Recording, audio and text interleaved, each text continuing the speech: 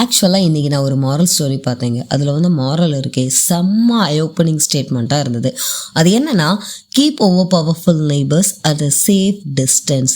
இதை கேட்டது ஒரு மொமெண்ட்டுக்கு என்னோடய மைண்டு வந்து ஃப்ரீஸ் ஆயிடுச்சுங்க. ஏன்னா நான் இந்த கோணத்தில் பார்த்ததே இல்லை. பட் செமையாக இருந்து அது என்ன கதைன்னா, நம்ம எல்லாருக்குமே தெரிஞ்சதான். ஒரு ஊரில் வந்துட்டு வெள்ளம் போகும், அதில் நிறைய பாத்திரங்கள் உருண்டோடும். வெண்கல பாத்திரம் வந்துட்டு மண்பானையை வந்துட்டு பிடிக்கிறேன் அப்படின்னு சொல்லும். அதுக்கு அந்த மண்பானை சொல்லுது, வேண்டாம் நண்பனே, நீ ரொம்ப நல்லவன் தான், ஆனால் நீ ரொம்ப ஹெவியாக இருக்க, நீ அடிக்கிற ஒவ்வொரு அடியும் இடி மாதிரி விழுந்து நான் உடஞ்சி போயிடுவேன், அதனால் நீ தூரத்துலையே இருப்பா, அதுதான் எனக்கு நல்லதுன்னு ஒரு பவுண்ட்ரி செட் பண்ணுங்க. அதுதான் அந்த ஸ்டோரியோட கோர். பட் நாம் சொசைட்டிக்குள்ளே வருவோமா? நம்ம சொசைட்டியில் இப்போ என்ன நடக்குது?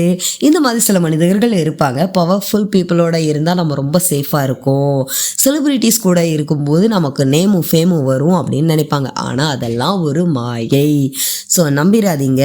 இந்த மாதிரி பவர்ஃபுல் பீப்புள்ஸ் உங்களை ஒரு டூலாக, அதாவது ஒரு பலியாடு கணக்காக நடத்துறதுக்கு அதிகபட்ச வாய்ப்புகள் இருக்குது. அது மட்டும் இல்லாமல் அவங்க உங்களை தவறான பாதைகளுக்கு இழுப்பதற்கும் அதிகப்படியான வாய்ப்பு இருக்குது. முக்கியமாக நீங்களே அதில் அழிகிறதுக்கு வாய்ப்புகள் அதிகமாக இருக்குது.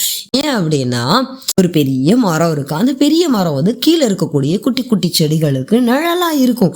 அட் த சேம் டைம் அந்த மரத்தை வெட்டிட்டாங்க, அந்த மரம் சரிஞ்சுது, கீழே இருக்கக்கூடிய அத்தனை செடிகளையும் நசிக்கிறோம். அந்த மாதிரி உங்களுடைய வாழ்க்கையில் ஏற்படுவதற்கு அதிகப்படியான வாய்ப்புகள் இருக்குது.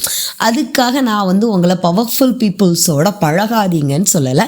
பட் பவுண்ட்ரிஸை செட் பண்ணுங்கள். எதுக்கு எடுத்தாலும் ஆமாங்கய்யா ஆமாங்கய்யா அப்படின்னு தலையாட்டாமல் உங்களுடைய கருத்துக்களை முன்னெடுத்து வைங்க. அப்படி உங்களால் பேச முடியலை அப்படின்னா பேசுகிற அளவுக்கு இடம் கொடுக்காதீங்க.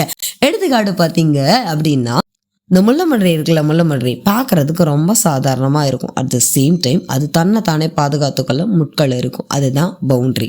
ஸோ நீங்களும் அந்த மாதிரி ஒரு பவுண்ட்ரிஸை செட் பண்ணிக்கோங்க. உங்களுடைய சுதந்திரத்துக்குள்ள வேற யாரும் வராத அளவுக்கு நீங்கள் பாதுகாத்துக்கோங்க.